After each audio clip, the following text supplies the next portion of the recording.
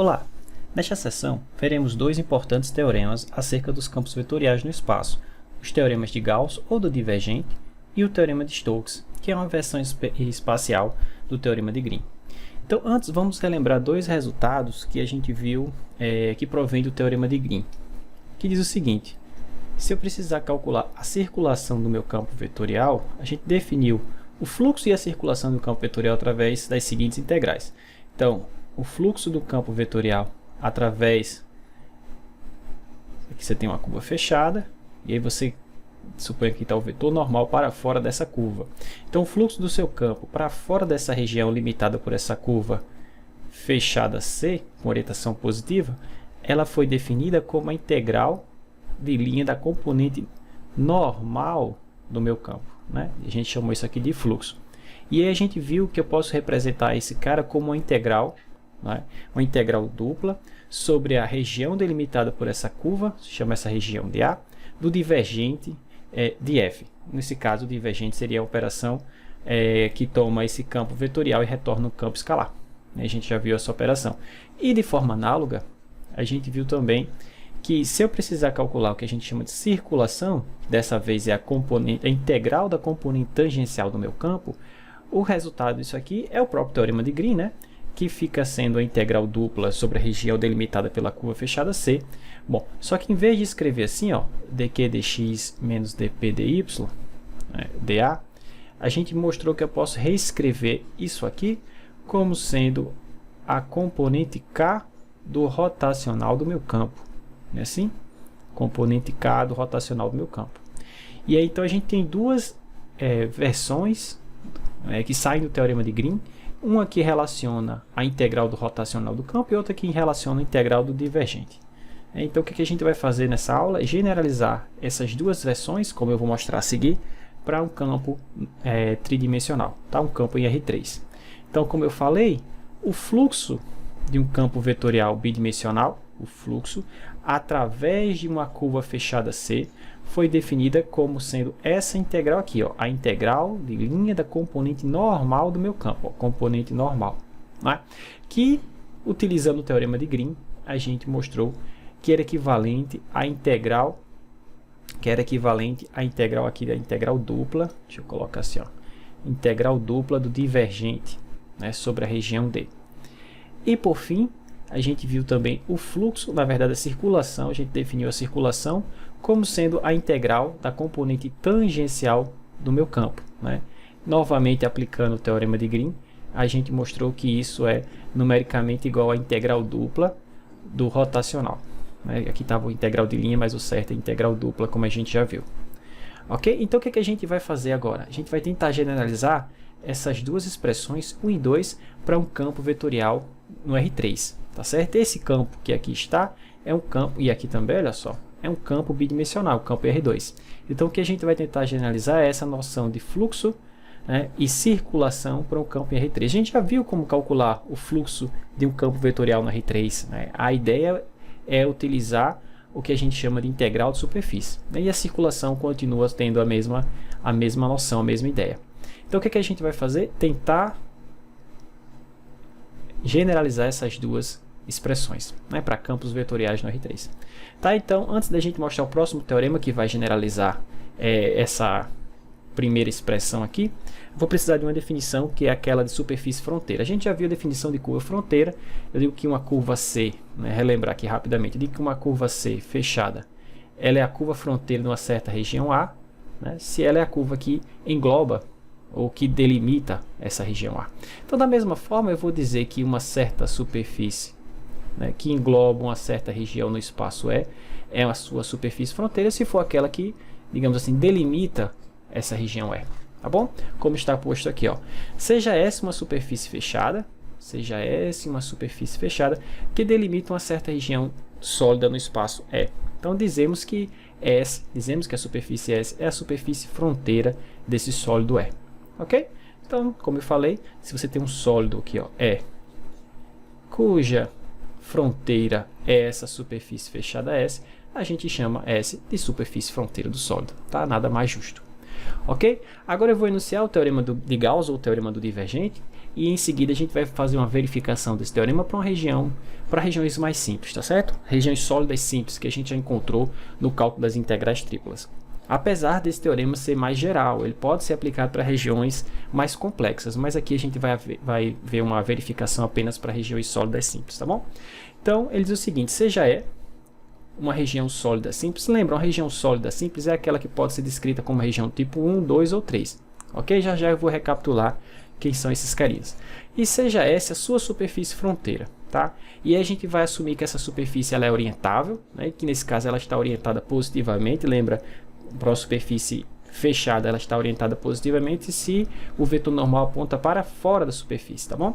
Então seja F um campo vetorial que tem componentes, funções componentes de classe C1, ou seja, que admite derivadas parciais contínuas em uma região aberta que contém o meu sólido E.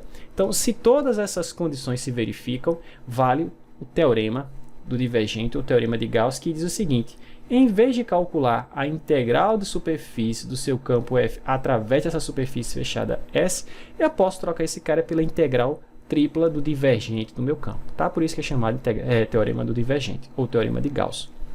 Ok? Bom, como isso é a igualdade, tanto faz. Se você precisar calcular esse lado da igualdade, você pode utilizar esse, se este for mais fácil. E vice-versa, se você precisar calcular esse lado da igualdade e esse aqui for mais fácil, você pode utilizá-lo. Tá bom?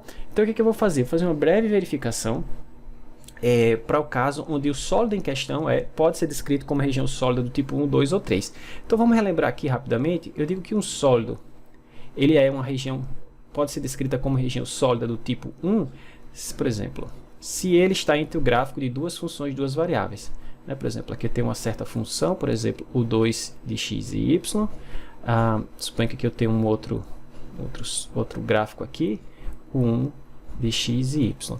Então, se o meu sólido é esse, limitado pelo gráfico dessas duas funções, aqui está o meu sólido E, então eu digo que essa aqui é uma região simples do tipo 1, porque é aquela onde, se eu dou um corte vertical, assim, ó, eu vejo que o z varia desde uma função de duas variáveis até outra função de duas variáveis.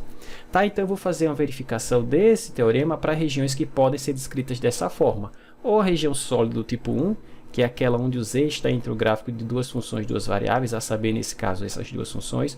Ou do tipo 2, onde o y está entre o gráfico de duas variáveis. Ou do tipo 3, que é aquela onde o x está entre o gráfico de duas variáveis. Tá? Qualquer dúvida, dá uma olhada nos nossos vídeos sobre integral tripla. A gente abordou esse conceito por lá. Ok? Então, o que eu tenho que verificar no final das contas? Então, deixa eu fazer o seguinte. Deixa eu abrir esse termo e abrir esse termo. Tá? E aí a gente vai ver o que a gente tem que fazer. Então, suponho que meu campo tem componentes P, Q e R. Então, seja F, meu campo aqui vetorial, que tem componentes P, Q e R. Então, o que é essa integral no final das contas? Então, ela é a integral de superfície de PI mais QJ mais RK, não é isso? Escalar N ds, onde N é o vetor normal da superfície, o vetor que aponta para fora. Ok?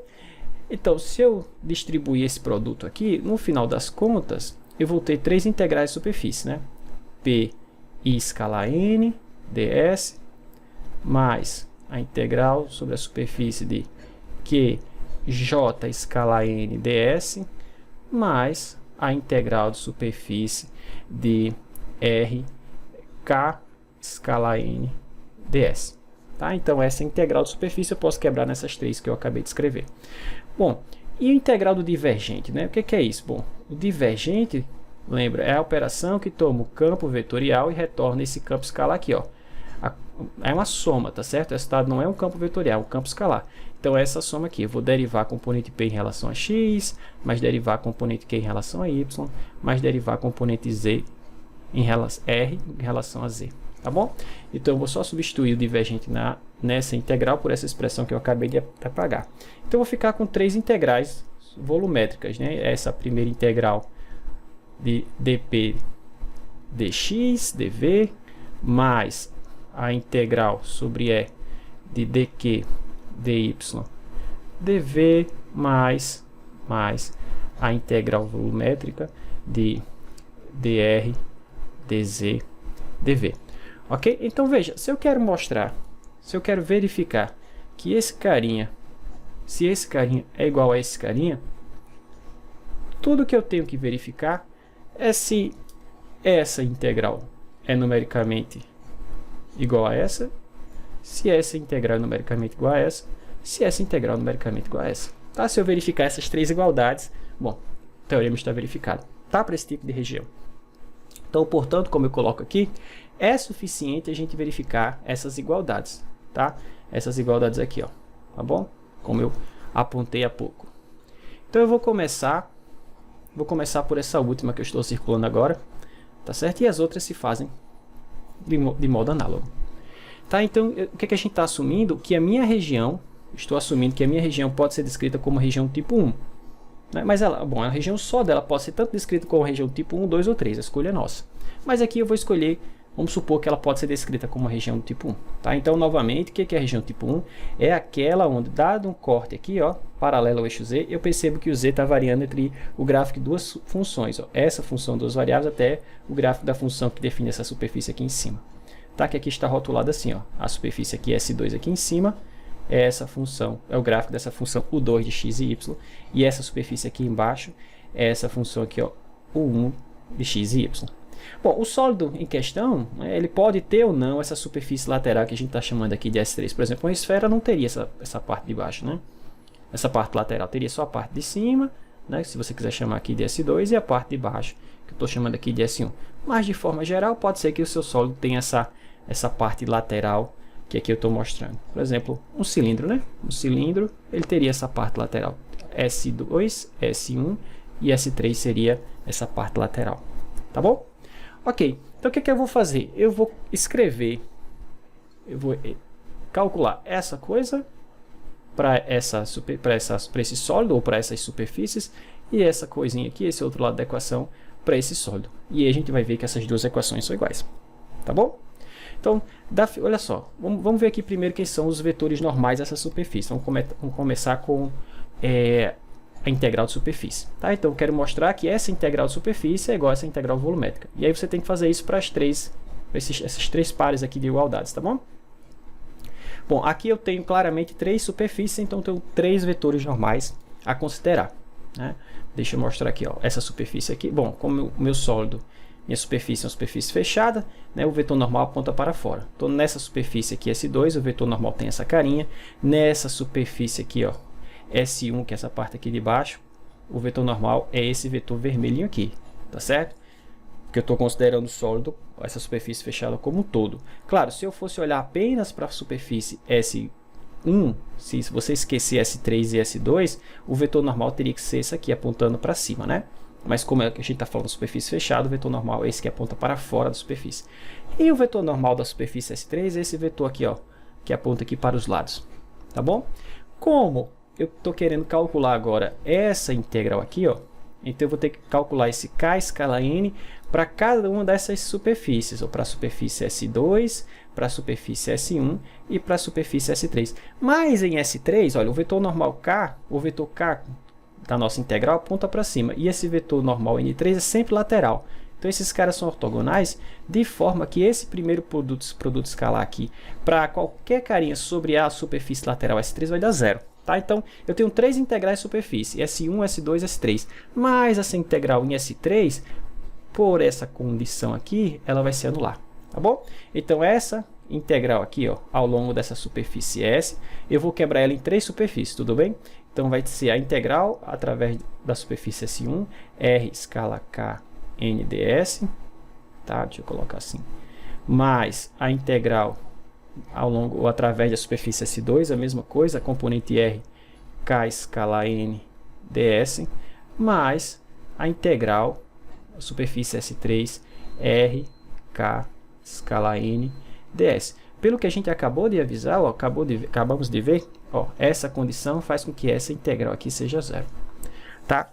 Bom, o que eu vou fazer agora? Vamos calcular essas duas integrais através dessas superfícies, né? Que tem aqui, olha só, N2 como vetor normal superfície S2 e menos N1 como vetor normal da superfície S1. Então aqui, ó, eu vou trocar logo pelo vetor normal dele, então vai ficar menos N1 e aqui mais N2. Tá bom? Show! Então o que é que eu vou fazer agora? Vamos representar, vamos calcular. Bom, eu não tenho como calcular, mas eu tenho como reescrever isso aqui de uma forma mais interessante, porque eu não conheço quem é a componente R, né? Aqui a gente tem ela de forma genérica, mas eu posso exprimir isso aqui de uma forma mais interessante. Como? Veja, eu estou calculando a integral de superfície do meu campo vetorial através de uma certa superfície S1 e também S2, onde esses caras são gráficos de funções, não é? Essa é a condição interessante, porque o meu sólido, como ele é um sólido do tipo 1, essa condição aqui é a condição que se aplica para ele, né? O gráfico, o sólido está entre o gráfico dessas duas funções.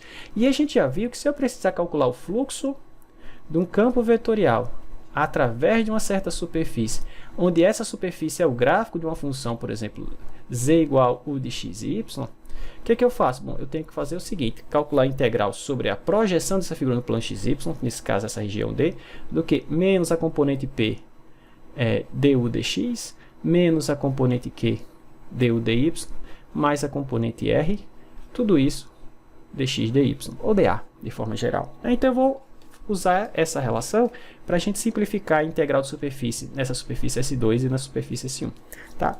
Que é o que eu coloco aqui. Relembre se você tem um campo assim, de componentes M, N, O genéricas, e se S for o gráfico de uma função dessa forma, então a integral de superfície desse campo vai ser menos P não, né? Menos M du dx menos N du dy mais O, que é essa terceira componente. Como eu tinha falado aqui, né, com as componentes P, Q e R desse meu campo inicial, tá bom? Ok, então veja que o que eu estou querendo fazer aqui, ó, é calcular ou reescrever essa integral de superfície. Quem é componente, quem são as componentes desse campo que eu estou integrando? Então, esse campo que eu estou integrando, ele é assim, ó, 0, 0 e R, mas só tem componente K, não é verdade? Então, se eu vim nessa expressão aqui, ó, vai ser 0, 0, vou ficar apenas com o R, só a componente K, ó, que vai ser R dx dy, tá certo? A mesma coisa para essa superfície aqui, ó, S1. Por quê? Porque ela também é o gráfico de uma função de duas variáveis, tá? Então isso me permite reescrever aquelas integrais de superfície assim, ó. Vou colocar a primeira da superfície S2, tá? Deixa eu mudar aqui de cor. Um momento. Deixa eu apagar esse carinha e mudar aqui de cor. Pronto. Então, na superfície S2, vai ficar a integral dupla sobre a projeção daquela figura no plano XY de quem? R, que depende de x, y, e o z, pessoal, vai ser o z da parametrização, né? Que parametrização? O z não é o gráfico da função de duas variáveis, a superfície S2 é o gráfico da função U2xy, não é assim? Isso, então vai ficar aqui, ó, z igual U2 de x e y, tá? Isso aqui, dx dy ou dy dx, tanto faz, tá? Vou colocar dA de forma genérica. Bom, e eu vou fazer a mesma coisa para a superfície S1, vai ficar menos, né? A gente já viu que tem um menos aqui, ó. Cadê você? Aqui, ó. Aqui o menos, ó. Então, menos. Bom, é uma integral similar. Então, vai ficar integral dupla sobre a mesma região de integração, que é a projeção da figura no plano XY, né? Novamente, só tem componente R, né? Porque esse campo ele é assim, ó, 0, 0 e R, né? Como a gente já viu. Então, vai ficar R, X, Y. E agora eu vou parametrizar o Z, né? Não posso deixar Z. Então, Z é a função U1 de XY, tá? Que define aquela superfície lá. Então, dA. Ok? O que é que eu vou fazer? Eu vou escrever isso tudo como uma integral só. Então fica assim, ó. Integral dupla R, X, Y. Vou colocar mais o Z não. Vou colocar assim, ó. U2 de XY menos R de XY U1 de XY. Pessoal, perceba que eu posso reescrever esse carinha como se essa coisa que eu estou colocando aqui, ó, tivesse vindo de uma integração. Como assim, professor? Olha só. Integral dupla da integral. Se eu integrar dr dz em relação a z, o que eu vou ter? R avaliado aonde? Desde o limite superior, que é o 2 de xy, até o limite inferior, que é o 1 de xy. Se você realizar essa integração, o que você vai ter? R de x, y e z, e aí você vai ter que avaliar isso desde o 2 até o 1. Mas se você substituir o 2 aqui e depois fazer menos a mesma coisa com 1 aqui, você vai ter exatamente essa expressão, tá? Então tudo que eu estou fazendo é reescrever essa integral dupla que está aqui em cima como essa integral tripla aqui de baixo, tá certo? dA. Ora, mas o que é a integral? O que é a integral dessa função dz/dr com o z variando entre o gráfico dessa função e dessa, e depois o xy tomando valores nessa região D? Ora, é exatamente a integral tripla de dz/dr sobre o sólido do problema, sobre o sólido E, ok? Então, deixa eu só descer mais um pouquinho, pronto. Então, isso aqui fica escrito assim, ó, integral tripla sobre a região sólida E de dr, dz, dv, ok? Integral tripla sobre a região sólida E de dr, dz. Olha só, onde a gente chegou? A gente chegou que essa integral é igual a essa integral aqui, ó, que era uma das igualdades que a gente precisava. Vamos voltar aqui. Preciso mostrar a igualdade de três integrais, né? Que essa integral é igual a essa, acabamos de mostrar. E de forma análoga, pessoal, se você considerar agora, por exemplo, uma região do tipo 2, a gente consegue mostrar essa relação. Uma região do tipo 1, tipo 3, a gente consegue mostrar essa relação. Então, somando essas três equações, né, que é o que a gente tem ao final, se você fizer cada um desses procedimentos que eu falei, a gente vai ter o teorema. Tá certo? Então, deixa eu baixar aqui um pouquinho. Pronto, apareceu. Então, de forma análoga, a gente consegue mostrar essa igualdade aqui e essa outra igualdade. Tá? Então, somando essa igualdade 2, 3 e essa que a gente acabou de calcular aqui, vamos chamar ela aqui de 1, somando membro a membro, a gente tem o teorema. Tá certo? Chegamos no resultado do teorema. Tá? Que é o quê? Que é a integral de superfície do meu campo vetorial, ou seja, o fluxo através de uma superfície fechada é numericamente igual à integral tripla do divergente. Depois a gente vai utilizar isso para tentar dar uma noção física ou geométrica do que quer que venha a ser o divergente, tá bom? Ok, então vamos ver como é que a gente aplica esse teorema. Então, o exemplo 51, ele pede para a gente calcular o fluxo de um campo vetorial dado através de uma superfície fechada. Qual é o campo vetorial? É esse campo aqui. Quem é a superfície em questão? É a nossa esferinha centrada na origem de raio 1. Pessoal, a gente já fez esse exemplo 51 a gente já fez, eu não lembro agora o número deles, não sei se foi 47, no contexto de integrais de superfície. Só que em vez de calcular essa integral de superfície, como a gente fez lá, parametrizando a superfície que é uma esfera, depois parametrizando o campo, depois encontrando o vetor normal, depois encontrando o elemento superficial de área e só depois se integrar, a gente vai utilizar o teorema do divergente, tá certo? O que o teorema do divergente diz? Diz o seguinte: se você precisar calcular o fluxo do seu campo vetorial através de uma superfície fechada, a única coisa que você tem que computar é essa integral tripla aqui, ó. Você vai calcular o divergente de f e vai integrar sobre a região sólida, que nesse caso é a esfera maciça, né? Então vamos calcular primeiro o divergente, tá? Vamos calcular primeiro o divergente do seu campo. Então, divergente, vocês vão ver que é uma linha essa integral, pessoal. Isso aqui a gente já fez no contexto de integrais de superfície. Vocês viram o trabalho que deu lá. Vocês vão ver que aqui dá apenas uma linha. Então, vamos calcular primeiro o divergente. Então, eu vou derivar em relação a x, a componente x do campo, que nesse caso é z, né? Então, eu vou derivar esse cara em relação a x, mais vou derivar em relação a y, a componente y do campo, né? Que nesse caso é o próprio y, e vou derivar em relação a z, a componente z do campo, que é x. Então, perceba, isso aqui dá zero, né? Porque eu estou derivando z em relação a x, z não depende de x. Esse aqui dá zero pela mesma razão, e esse aqui dá 1. Então, no final das contas, isso aqui é 1. Ora, mas o que é a integral tripla de 1 dv? É o volume dessa região E, é o volume de E. Mas quem é o sólido em questão aqui? É uma esfera unitária centrada na origem de raio 1. Qual é o volume dessa esfera?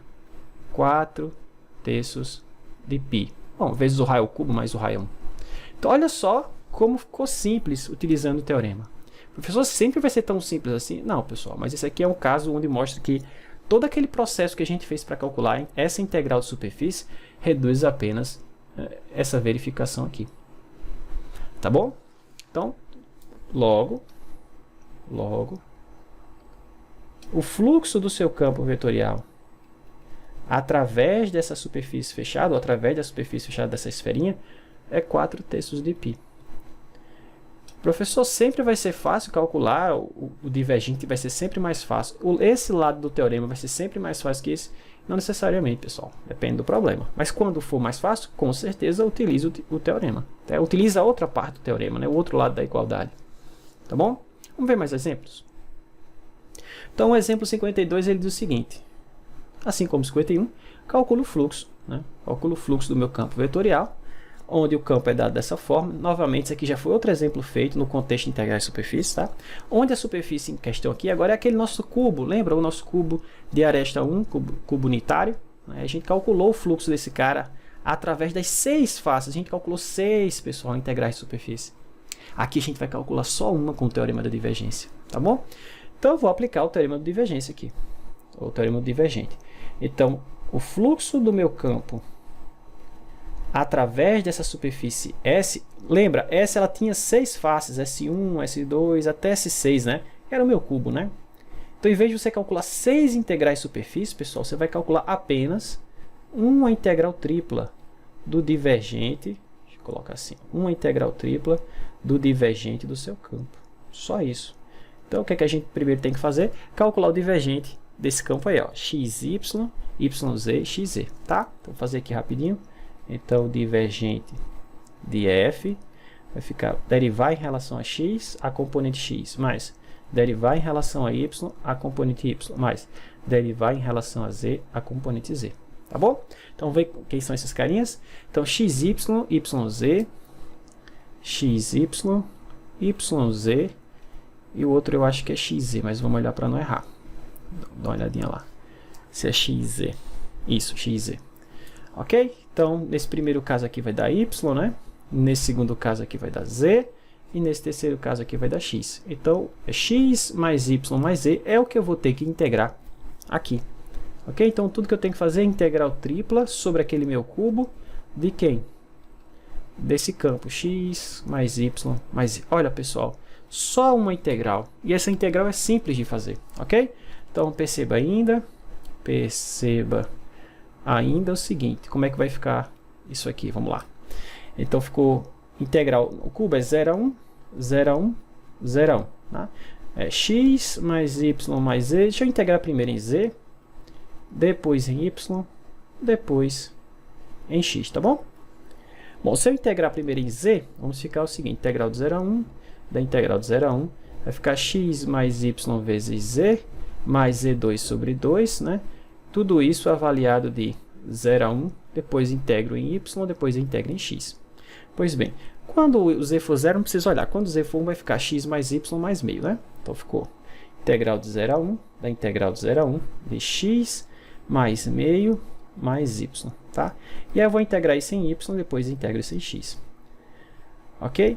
O legal, pessoal, é que vai dar o mesmo resultado. Lá a gente fez 6 integrais de superfície para ter o que essa integral tripla vai nos dar. Então, aqui é a primitiva de x mais meio em relação a y. Então, x mais meio vezes y. Aqui é a primitiva de y, y2 sobre 2. Novamente, vou avaliar isso de 0 a 1, depois integro em x. Tá? Então, ficou integral de 0 a 1. Perceba, quando o y for 1, vai dar 1 mais meio. Né? E quando o y for 0, 0 a todo mundo. Então, vai ficar meio mais o meio que vai aparecer aqui, vai ficar o inteiro. Tá? Então, x mais 1. Então, tudo que eu tenho que fazer é calcular essa integral. Olha só que legal, tá? Então, o resultado ficou assim, ó, x2 sobre 2, que é a primitiva de x, mais x, que é a primitiva de 1, isso de 0 a 1. Né? Quando x for 0, 0 a todo mundo, quando x for 1, vai ficar 1 meio mais 1, que é igual a 3 meios, que é exatamente o mesmo resultado que a gente obteve lá calculando as 6 integrais de superfície, tá certo? Olha só como esse teorema ajuda bastante. Portanto, é uma mão na roda, né? Portanto, o fluxo do meu campo, deixa eu colocar mais para cá. Então, o fluxo do meu campo vetorial através das 6 superfícies lá do cubo, né? 6 faces do cubo, 3 meios, como a gente já tinha encontrado com um pouco mais de dificuldade, mas chegamos no mesmo resultado. Ok? Pessoal, lembra, quando a gente viu o teorema de Green, a gente viu que o teorema de Green ele tinha um efeito colateral que era permitir calcular a área de uma certa região delimitada por uma curva fronteira C, né? Calculando a integral de linha de um certo campo vetorial ao longo dessa curva C, eu conseguia informação sobre a área englobada por C. Lembra? Ok, aqui a gente vai ter algo parecido, né? Você tem uma superfície fechada, S, que delimita uma certa região E que existe, que tem um certo volume, VE, é o volume dessa região. Vocês vão ver que eu posso utilizar o teorema da divergência para determinar o volume dessa região. Tá? É um efeito colateral da mesma forma que a gente tinha um efeito colateral lá do teorema de Green, tá? Que é o que eu vou apresentar para vocês agora. Então, a ideia é o seguinte, não é muito difícil de você perceber que se você tomar esse campo vetorial aqui, ó, 1 meio de x, y, z, que é o vetor posição dividido por 3 aqui, ó. Cálculo divergente desse cara. Então, eu vou derivar em relação a x. Bom, eu vou colocar esse 1 meio para fora, tá? Que ele vai aparecer para todo mundo. Então, 1/3.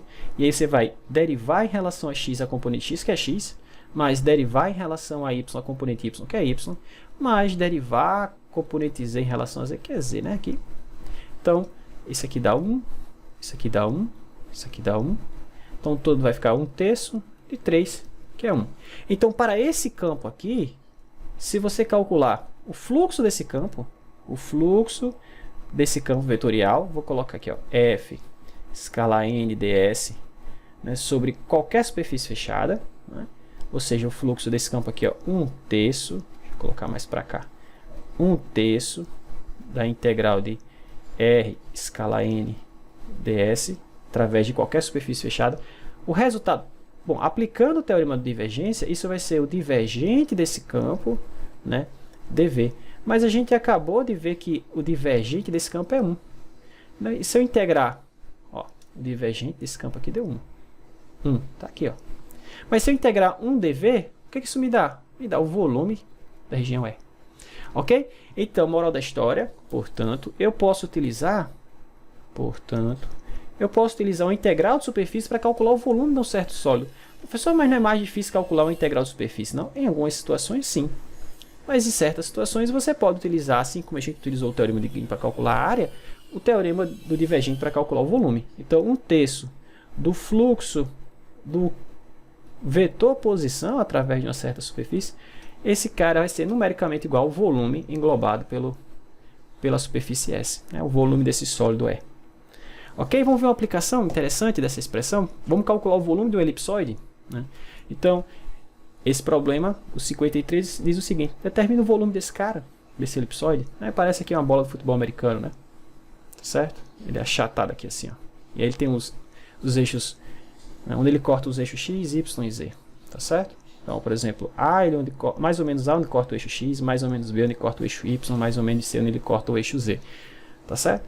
Bom, a gente espera que ao calcular o volume desse carinha, né, ao a gente chegar a uma expressão para esse cara, que essa expressão, ao fazer A igual a B igual a C, essa coisa se reduza ao volume de uma esfera, né?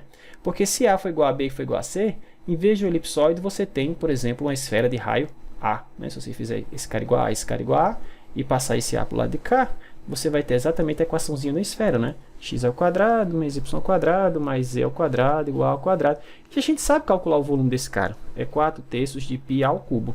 Então, a gente deve chegar a uma expressão nesse exemplo aqui, de forma que se eu fizer A igual a B igual a C, o resultado seja exatamente esse carinha aqui, tá?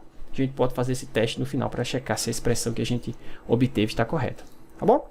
Ok, então eu vou fazer assim, ó. Eu vou calcular o volume desse cara, para isso eu vou calcular o fluxo através do elipsoide. Então, o que é que eu tenho que fazer? Bom, como eu calcular uma integral de superfície, a primeira coisa é parametrizar o elipsoide. Tá? Então, nosso elipsoide é assim, ó.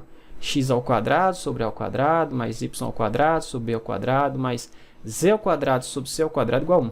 Então, eu tenho que determinar funções x, y e z, de forma que quando eu quadrar esses caras e somar, o resultado seja 1. Mas não é só isso, esses caras divididos por A ao quadrado, B ao quadrado, C ao quadrado tem que ser 1. Porque se não tivesse esses carinhas aqui, eu seria parametrizar uma esfera, né? Nesse caso seria fácil, olha. O x ia ser o quê? Cosseno de θ, seno de φ. O y, seno de θ, seno de φ. E o z, cosseno de φ. Né? Se fosse uma esfera de raio 1. Ou se fosse uma esfera de raio A, se todo mundo fosse igual, ia ficar assim, ó. A e A. Mas se eu substituir agora esses termos aqui na expressão, a gente não vai ter essa coisa reduzindo a 1. Por quê? Aqui tudo bem, mas aqui tem um B e aqui tem um C. Então, basta corrigir isso, pessoal. Só colocar um B aqui, ó, e um C aqui, ó, e aí eu corrijo esse problema, tá bom? Então, isso aqui é uma parametrização, que eu acabei de escrever uma parametrização para o elipsoide, né? Fornecida a parametrização, eu tenho que fornecer o domínio, né? E o domínio da parametrização, como de costume, vai ser aquele onde o φ varia de 0 a π, né? E o θ varia de 0 a 2π. Ok? Então, moral da história, como é que ficou a minha parametrização? Ela ficou assim, ó. R, que depende de φ, e θ, ficou assim, ó. A, cosseno de θ, seno de φ. A, seno θ. A, não. B, seno θ, seno φ, e o outro C cosseno φ. Ok? Então essa é a parametrização que a gente vai utilizar. Pois bem, agora vamos calcular, né, vamos fazer os outros passos, né? Vou ter que parametrizar o campo, mas o campo é o próprio vetor posição, pessoal, né? Vou calcular o fluxo do vetor posição, 1/3 dele, né? Então, o meu campo parametrizado vai ser 1/3 dessa expressão aqui, tá? Eu vou colocar aqui embaixo só por completeza. Deixa eu copiar ele. Então, o meu campo parametrizado vai ficar da seguinte forma. Deixa eu só ajeitar aqui. Tá mais aqui para cima. Pronto, esse aqui é o meu campo parametrizado, né? Deixa eu trocar aqui. Vou colocar assim, f de x, f de φ e θ. F de φ e θ é 1/3 disso aqui. Tá bom? Pronto, tá aqui o meu campo. Então já tenho a superfície parametrizada, já tenho o campo parametrizado. O que eu preciso agora? Eu preciso dos vetores RU e RV, os vetores tangentes lá à superfície, né? Porque como é que eu vou calcular o fluxo do meu campo através de uma certa superfície? Bom, uma vez parametrizado, isso aqui vai ficar o campo, né, composto com a parametrização, só relembrar vocês, Rφ, vetorial Rθ, dφ, dθ. Tá? Então eu preciso calcular Rφ e Rθ e fazer o produto vetorial desses dois carinhas. Tá bom? Então vamos lá. Então Rφ vai ser derivar a parametrização em relação a φ. A parametrização é isso aqui, tá certo? Já que isso aqui é R sobre 3, então é a própria parametrização. Então, derivar desse cara em relação a φ, vamos ficar com A cosseno de θ, cosseno de φ, B seno θ, cosseno φ, e o outro menos C seno φ. Da mesma forma, se eu fizer agora o Rθ, então, derivando esse cara em relação ao cosseno, bom, em relação a θ vai ficar menos A seno θ seno φ, o outro vai ficar B cosseno θ seno φ, e o próximo termo vai ser zero, né, já que não tem θ aqui. Tudo bem? Agora a gente precisa fazer o produto vetorial desses carinhas. Então Rθ, Rφ, vetorial Rθ. A gente consegue fazer até um pouquinho rápido aqui. Vamos lá, vamos ver se a gente consegue fazer sem precisar escrever o determinante. Porque aqui ia ficar assim, ó, IJK, né? Algo assim. E aí a gente teria que excluir esse cara, excluir esse, fazer esse com esse, né? Mas esse com esse aqui dá zero, só preciso olhar para esse outro. Então vai ficar menos da expressão, né? Menos BC, vai ficar mais BC. Então BC, cosseno de θ, vezes seno ao quadrado de φ. Vezes seno ao quadrado de φ. O próximo termo, sairia esse carinha e esse, né? Então vai ficar esse com esse, né? Menos esse com esse. Na verdade, seria o negativo dessa expressão, né? O primeiro termo aqui, ó, deu zero, e aí ficaria esse com esse aqui. Aí, menos com menos vai ficar mais, mas aí tem um menos da diagonal secundária e tem um menos da expressão, porque o cofator desse cara tem o menos 1, tá bom? Então vai ficar mais mesmo.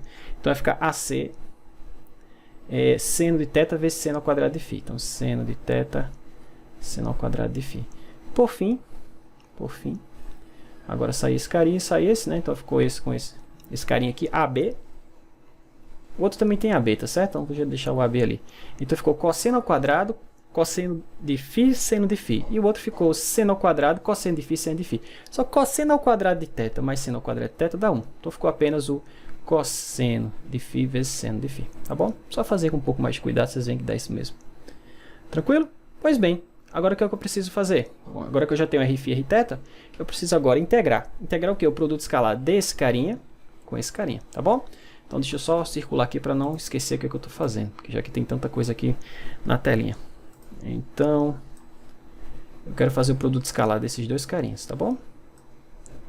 Então vai ficar primeira componente aqui, ó, A cosseno θ seno φ com BC cosseno θ seno φ. Perceba que todos vão aparecer ABC, ó, B, AC, C, AB. Então eu vou colocar esse ABC em evidência e um terço, né, que aparece para todo mundo também. Tá bom? Então vamos fazer aqui embaixo, ó. Então ficou assim, ó, F escalar o vetor normal, não, escalar RU, R φ, R θ. Pronto. Esse carinha aqui. Então vou colocar um terço de ABC para fora. Então, ABC sobre 3. ABC sobre 3. E agora vamos fazer os produtos lá, tá? Então vai ficar esse primeiro termo, cosseno vezes seno ao quadrado, que multiplica cosseno vezes seno. Então, cosseno ao quadrado de θ, cosseno ao quadrado de θ vezes seno ao quadrado de φ vezes seno de φ. Por que você não coloca seno ao cubo de φ? Deixa assim mesmo, tá bom? O próximo vai ser seno de θ vezes seno ao quadrado de φ vezes seno aqui vai ficar seno ao quadrado de θ também.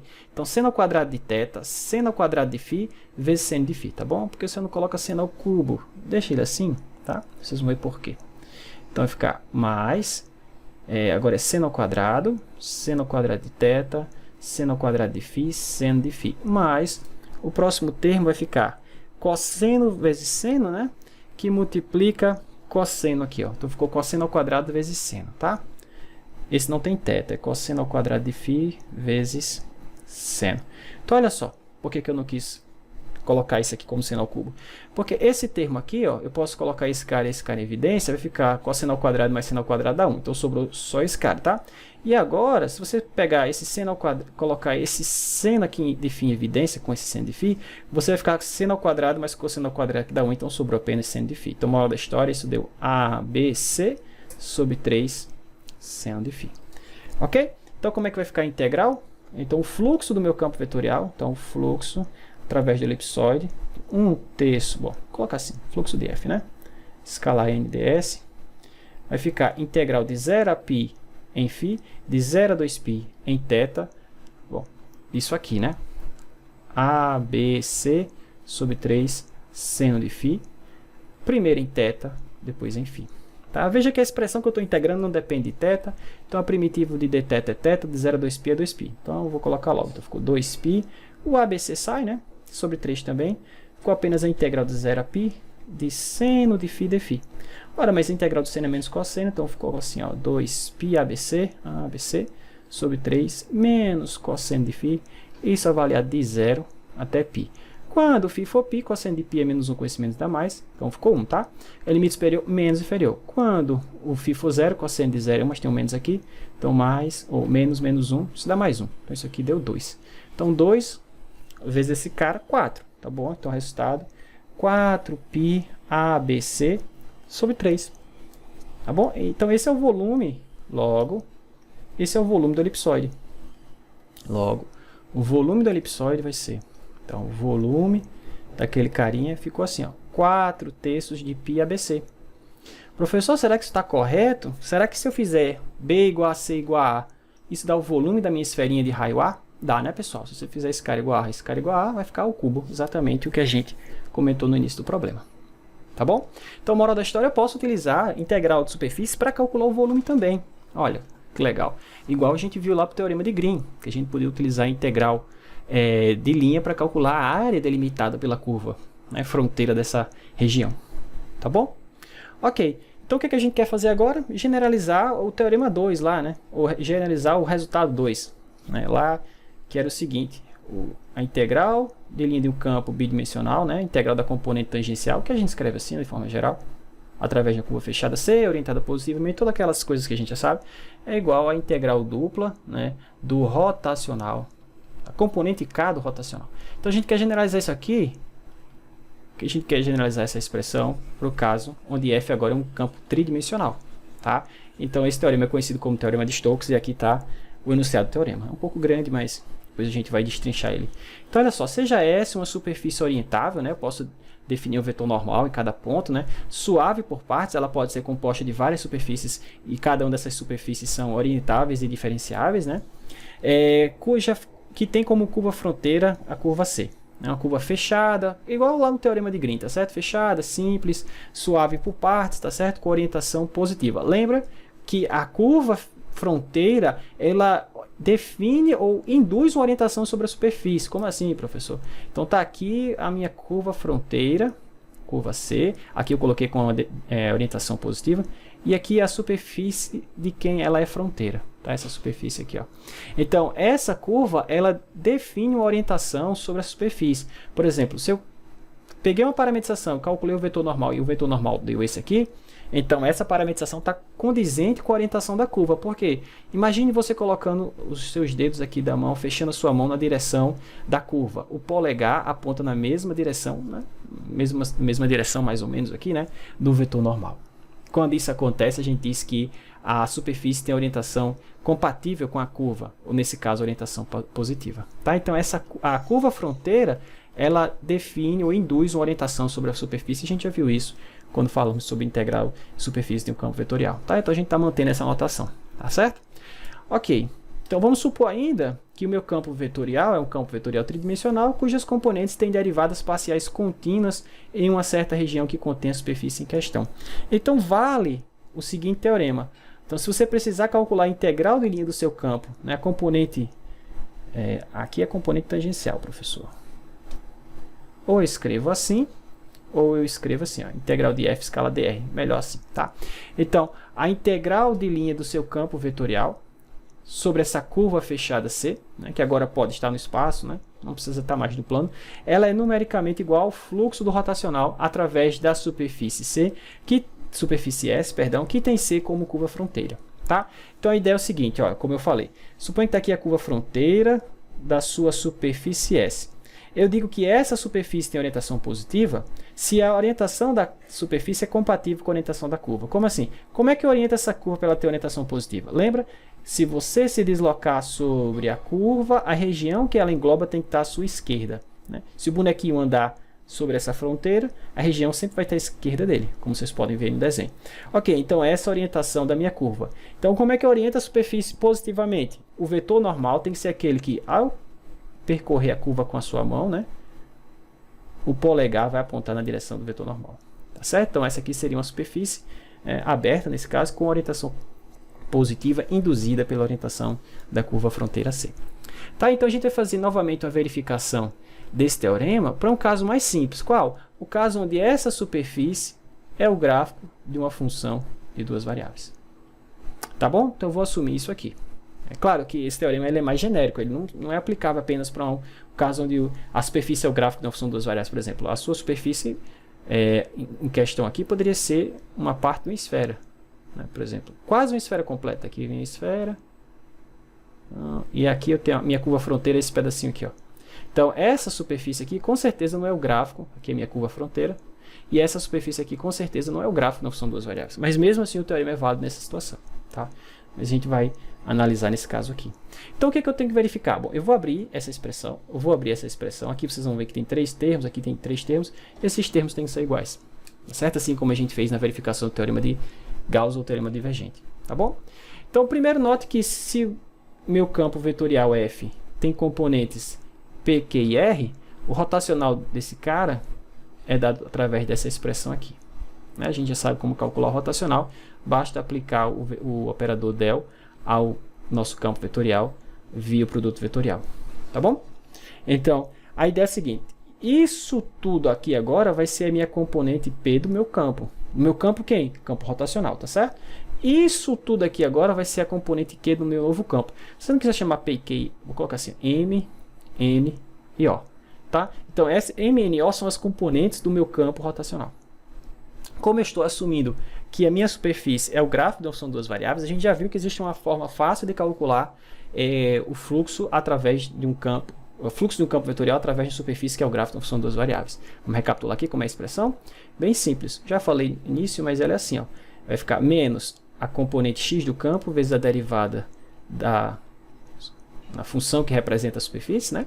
Menos a componente y vezes a derivada em relação a y, mais a outra componente lá, a terceira componente, que é a componente z, dA sobre d, onde d é a projeção dessa figura, seria a projeção dessa superfície no plano xy, seria d, isso aqui, ó. Tá bom? Então a gente vai usar essa expressão para calcular essa primeira parte aqui, ó. Tá? E aí depois eu vou mostrar que esse cara é igual a esse cara. Eu vou abrir depois essa expressão e a gente vai chegar nessa daqui. Tá bom? Show de bola. Então o que eu estou considerando é isso aqui, ó, que a minha superfície em questão é o gráfico da função de duas variáveis. Tá? E aí eu estou chamando de C a sua curva fronteira, né, com orientação positiva. E estou chamando de C1 a projeção dessa figura no plano XY, certo? A projeção da curva fronteira no plano XY. Mais à frente a gente vai precisar disso. Ok. Então vamos lá, deixa eu calcular aqui o rotacional do meu campo, vamos ver como é que vai ficar, na verdade calcular essa integral. Então isso aqui, como eu já falei, ficou numericamente integral sobre essa região D. Quem é a componente M do meu campo? tudo isso aqui, ó. Então vai ficar dr dz, não, dr dy, né? Menos, aqui, ó, dq dz, isso é a componente m, né? Menos isso vezes a derivada da função que define a minha superfície em relação a x, tá? Menos, agora, o segundo termo aqui, ó, dp dz menos dr dx, dp dz menos dr dx vezes a derivada da função que define a superfície, mais a terceira componente, que é só esse cara aqui, dq dx menos dp dy, tá? Então, vou colocar aqui, ó, mais dq dx menos dp dy, e aí eu vou integrar isso aqui, tudo isso dA, tá certo? dA. Vou colocar assim, ó, deixa eu trazer mais para cá o símbolo, então menos aqui, pronto. E eu vou chamar isso aqui de equação 3, tá bom? O que eu vou fazer agora? Bom, agora eu vou trabalhar com esse outro lado da equação aqui, ó. E aí eu vou mostrar que vai chegar numa expressão igual a 3, tá certo? Então, pois bem, o que eu tenho que fazer? Então, bom, eu vou parametrizar essa curva C que está aqui, a curva fronteira. Então, eu vou calcular a integral de linha, então eu vou parametrizar essa curva fronteira, tá? Lembrando que sobre essa superfície, o z é uma função de duas variáveis, tá bom? Não esquece. Então, suponha aqui, ó, como eu coloquei aqui, seja Rzinho de t a parametrização daquela curva fronteira com t do intervalo de a até b. Então, a parametrização da curva C, e C1 é a projeção desse cara no plano XY. Então, essa integral, por definição, né, se escreve assim, né, P dx dt mais Q dy dt mais R dz dt. O que eu vou fazer? Bom, eu sei que sobre a superfície, o Z é uma função de x e de y. Só que x é uma função de t, e y é uma função de t sobre a curva, então no final das contas z também é uma função de t, então eu posso reescrever o dz dt utilizando a regra da cadeia. É isso que eu vou fazer aqui embaixo, tá?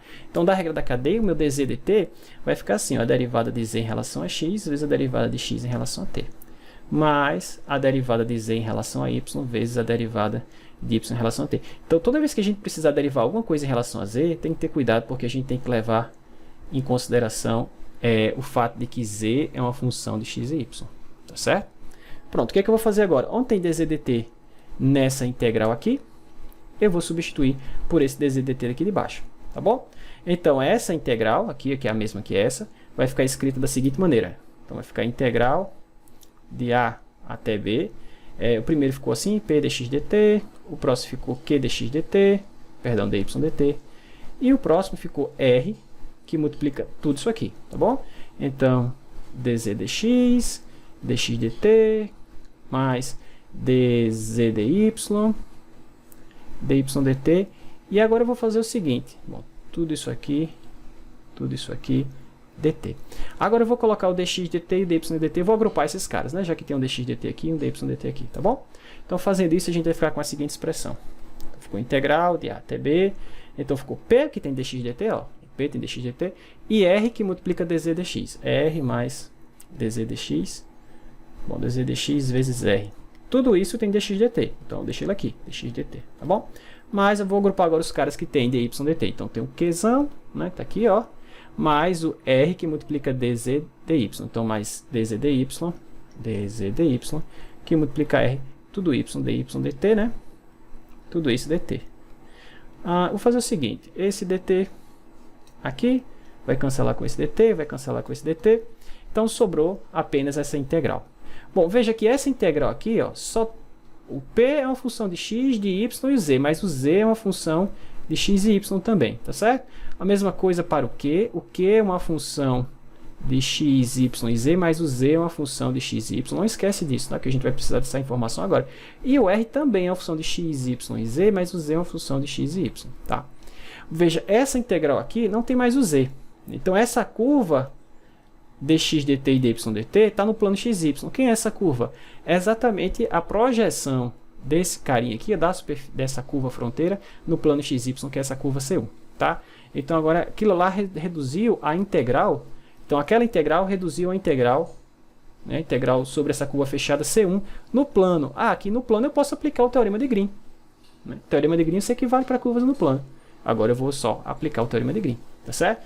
Então isso aqui, ó, só reescrevendo, ficou assim, ó, integral sobre a curva C1 fechada lá, de quem? P mais dz dx, que multiplica R, né, dx, mais Q mais dz dy que multiplica R.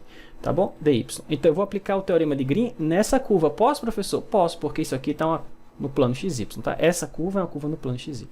Lembrando que isso aqui ó, vai ser a minha nova componente P do campo, isso aqui é minha nova componente Q. Porque lá no teorema de Green, eu preciso calcular essa diferença, né? dq dx menos dp dy. Para mim, o novo P é tudo isso e o novo Q é tudo isso. Tá? Então, cuidado. Então, do teorema de Green, é só derivar. E aí, quando eu derivar e simplificar, vocês vão ver que o resultado é exatamente essa equação 3 aqui. Vai dar exatamente isso aqui, tá bom? E aí, o teorema está verificado, tá? Então, vamos lá rapidão. Então, ficou assim, ó. Do teorema de Green, ficou integral sobre a região D. Eu vou derivar em relação a x, quem? Tudo isso, tá? Então, Q mais dz dy, que multiplica R, mais... Bom, agora, menos... a derivada em relação a y do quê? De toda essa expressão, tá? Então, P mais dz dx, que multiplica R. Então, a gente vai ter alguns termos, assim, dA. E aí, alguns termos se cancelam, e aí, a gente, simplificando, vamos ter a relação 3, que eu gravei lá em cima. Então, vamos lá. Então, vai ficar assim, ó, integral. Bom, eu vou derivar Q em relação a x, então, vai ficar assim, ó. dq dx, porque q depende de x com certeza, mas q depende de z, e z depende de x. Então, pela regra da cadeia, não esquece desse termo, tá bom? Mas, agora aqui é derivado do produto. Então, derivado do primeiro vezes o segundo, então vai ficar d2z dx dy, vezes r, mais o primeiro vezes a derivada do segundo. Então, dz dy, vamos derivar o r. Lembra? Vai ficar dr dx, porque r é a função de x, mas r depende de z, e z depende de x. Então, da regra da cadeia, eu tenho esse outro terminho. Tá? Cuidado para não esquecer. Então, essa primeira derivada deu tudo isso aqui. Menos, agora a gente fazer a mesma coisa para o outro termo. Tá? Então, vai ficar dp dy, só que olha só, p depende de z, e z depende de y. Então, eu tenho esse termo também. Tá bom? Mas aqui novamente derivado do produto, derivado do primeiro vezes o segundo, mais derivado do segundo vezes o primeiro. Então vai ficar d2z dy dx vezes r, mas agora a derivada vai avançar para o outro termo, então ficou dz dx vezes, então a derivada de r em relação a y, vou colocar aqui, ó, a derivada de r em relação a y, só que r também é uma função de z, e z é uma função de y, então tem que levar isso em conta da regra da cadeia. Tá bom? Então tudo isso dA. Pessoal, se a gente simplificar esses carinhas, vai dar exatamente aquela relação lá. Porque, veja, essa derivada mista é igual a essa derivada mista. Né? A gente está assumindo que as derivadas parciais de segunda ordem são iguais, tá? Na verdade, são contínuos e, portanto, são iguais. Então, esses dois caras se cancelam. Então, muitos termos aqui se cancelam e a gente pode colocar alguns termos em evidência. Então, a ideia é o seguinte. Quem tiver dz dx, a gente coloca em evidência. Né? Porque quando você fizer isso, por exemplo, aqui eu tenho dq dz, e aqui embaixo eu vou ter esse termo aqui, ó, dr dy. Então, coloca aqui só para vocês perceberem o que vai acontecer. Então, ficou assim, ó, integral dupla sobre a região D. Como esse cara aqui tem um menos, ó, eu vou colocar esse menos para frente, tá certo? Então, ficou menos. Então, dr dy, que é esse termo aqui, que tem um dz dx atrelado a ele, e esse agora dq dz. Então, quando eu fizer dq dz, vai ter que ter um menos aqui, para quando eu fizer o jogo de sinal com esse menos, voltar o mais que tinha aqui em cima, tá? E aí você faz isso vezes dz dx, tá? Então esse é o primeiro termo. Agora eu faço o seguinte, a mesma coisa eu vou colocar em evidência os caras que têm dz dy. O cara que tem dz dy tem esse, e esse aqui também tem dz dy, né? Não é assim? Deixa eu ver... Não, esse cara aqui não, porque vai ter um produto. Vamos ver outro que só tem dz dy sozinho. Aqui. Pronto. Ok. Então, quando eu fizer isso agora... deixa eu trocar de cor aqui para o vermelho. Pronto. Vamos lá. Esse cara aqui tem um negativo. Já coloquei o menos aqui para fora. Então, ficou dp dz menos... cadê o outro? Aqui, ó. Menos dr dx. Tem que ser menos para quando fazer o jogo de sinal com esse outro menos, voltar o mais que tem aqui, ó. Porque esse cara é positivo. Tá bom? Pronto. Tudo isso que multiplica dz dy... mais os termos livres, ó, dq dx, menos, olha só, dp dy, e todos os demais, pessoal, se cancelam, tá certo? Então, isso aqui, ó, dA. Como eu falei, os termos, as derivadas mistas se cancelam. Quando você fizer, por exemplo, dz dx vezes dx dz, e aqui dz dx vezes dy dz, esse termo vai cancelar com esse, sobrando apenas isso aqui. Chame isso de 4. Tá? Tá aqui embaixo. Basta agora você perceber que 3 e 4 são iguais. Tá certo? Essa expressão que está aqui é a mesma que eu mostrei para vocês aqui no início. Cadê? 3. Em algum canto. Aqui 3. É a mesma expressão que essa. Tá bom? Então o teorema é válido. Tá? Então aquilo... Bom, a gente mostrou para uma região que o gráfico não são duas variáveis, mas como eu falei, a proposição lá, o teorema, ele vale para outras superfícies que não são apenas gráfico de funções, tá bom? Ok, então vamos utilizar, para a gente terminar essa aula, vamos utilizar o teorema para calcular, utilizar o teorema de Stokes para calcular essa integral, né? Ele pede para calcular a circulação do campo vetorial, o campo vetorial foi dado, C é a curva dada através de interseção desse cone com plano z igual a 1. Então você tem um cone, z ao quadrado igual a x ao quadrado mais y ao quadrado. O plano x igual a 1 está aqui em cima, vai intersectar esse cone nessa curva que é uma circunferência. Né? Quando é que x ao quadrado mais y ao quadrado, né, que é o meu z ao quadrado, é igual a 1 ao quadrado, que é 1. Bom, isso é uma circunferência de raio 1. Tá bom? Então ele está pedindo para a gente calcular. Está aqui o desenho melhor. Ele está pedindo para a gente calcular a integral de linha do meu campo vetorial através dessa curva C. Tá? Onde C, com orientação positiva, tá bom? Se ele não falar, assuma sempre a orientação positiva. Onde C é essa curva que aparece aqui, ó, a interseção do meu plano em azul com o meu cone em verde. Perdão, em vermelho. Bom, então eu vou utilizar o teorema de Stokes. Ele diz que você pode, em vez de calcular a integral de linha do seu campo escalar, seu campo vetorial através da curva fechada C, você pode calcular o fluxo do rotacional. Mas aqui você tem uma certa liberdade, né? Vou calcular o fluxo do rotacional através de qual superfície? Bom, aqui a gente tem duas possibilidades. Eu posso usar como superfície essa aqui que eu estou mostrando para vocês, limitada aqui em roxo. Né? Essa superfície com certeza tem essa curva C como curva fronteira. Ou essa superfície aqui, ó, a lateral do meu cone. Eu posso tanto escolher essa superfície S2 ou essa superfície S1 como sendo a superfície do teorema. Bom, eu vou escolher essa S1 porque é muito mais simples. Mas vocês podem fazer os cálculos através de S2, vai dar o mesmo resultado. Tá bom? Então a primeira coisa é calcular o rotacional do meu campo. O campo tem componentes 2z, x e y ao quadrado. Então vamos colocar aqui 2z, x e y ao quadrado. Então vamos ver rapidão aqui se é isso mesmo. 2z, x e y ao quadrado. Confere. 2z, x e y ao quadrado. Então, vamos calcular aqui, ó. Então, na direção I vai ter, bom, se você for derivar y ao quadrado em relação a y, vai dar 2y, né? Menos se você for derivar z em relação a x, é 0. Então tá aí. Bom, agora vamos para a próxima. Sai esse carinha, sai esse. Então, se você derivar y em relação a z dá 0. Se você derivar 2z em relação a z, vai dar menos 2. Mas como o cofator desse cara tem um menos, então vai ficar 2, né? Por fim, agora eu preciso sair esse carinha, sair esse carinha. Derivada de x em relação a x é 1. A derivada de 2z em relação a y é 0.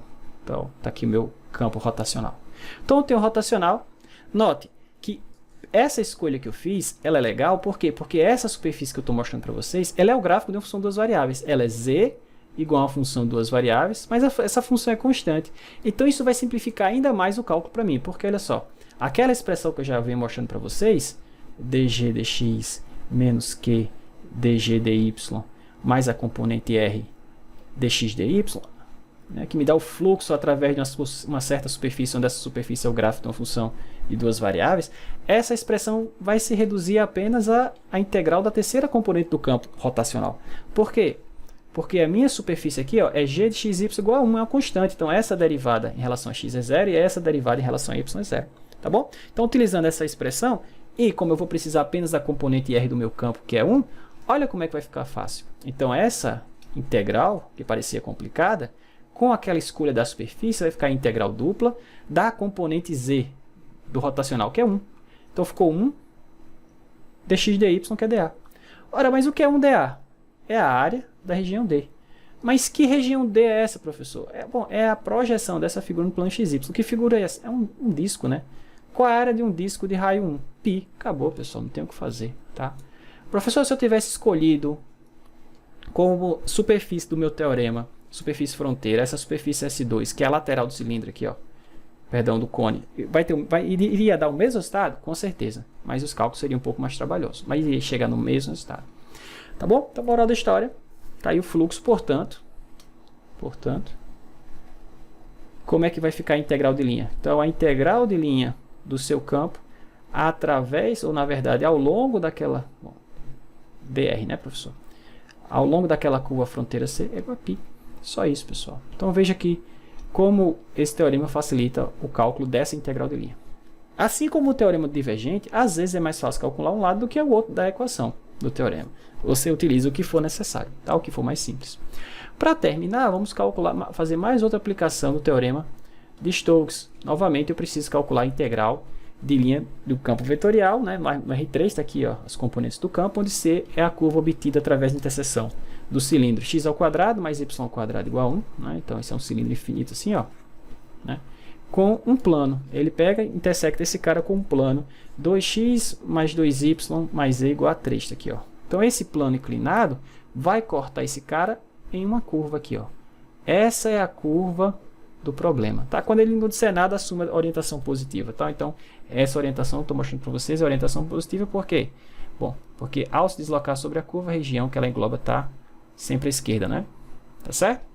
E o vetor normal dessa superfície aponta para cima, né? Se você colocar as mãos na direção aqui da curva e fechar, o seu polegar aponta para cima. Então, essa deve ser a orientação positiva para essa superfície aqui, tá bom? Se a gente escolher ela, né? Então, tá aqui a nossa representação.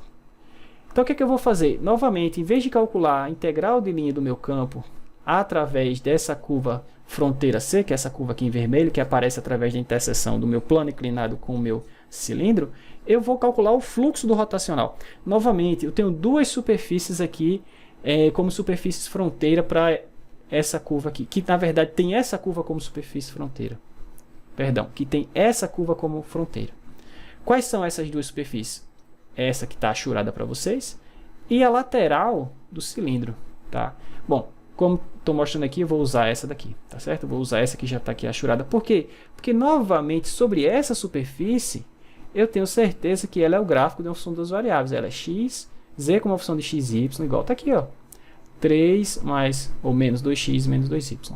Tá? E aí, com isso eu já tenho uma expressãozinha fechada para calcular o fluxo desse cara. Tá? Eu não preciso ter que começar do zero e parametrizar tudo. Eu já posso usar diretamente essa expressão, onde nesse caso R é a componente Z do rotacional. Então a primeira coisa que eu tenho que fazer é calcular o rotacional do meu campo. Está aqui as componentes menos y3, x3, então deixa eu colocar aqui, menos y3, x3 e eu acho que menos e3, deixa eu só confirmar para ver se a gente não, para que a gente não erre. Está aqui menos e3, show. Agora vamos calcular esses carinhas.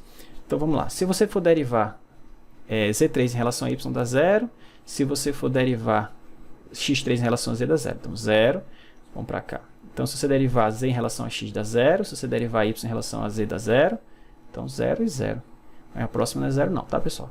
Então aqui, ó, se você derivar x3 em relação a x dá 3x2, se você derivar y3 em relação a y vai dar 3y2, como é diagonal principal menos secundária, esse menos fica mais, tá? Então vou colocar o 3 em evidência e ficou assim, ó.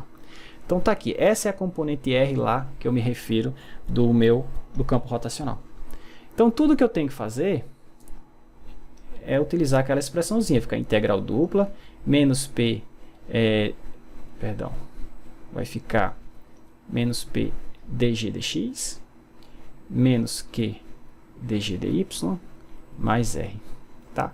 dA, onde R é a terceira componente do rotacional, né? Componente aqui, ó, terceira componente do rotacional. Como P e Q, ó, aqui é o meu P do campo rotacional, aqui é o Q do meu campo rotacional. Como P e Q são zero, são nulos, isso aqui dá zero. Isso aqui dá zero. Não preciso nem olhar para essas derivadas que estão aqui.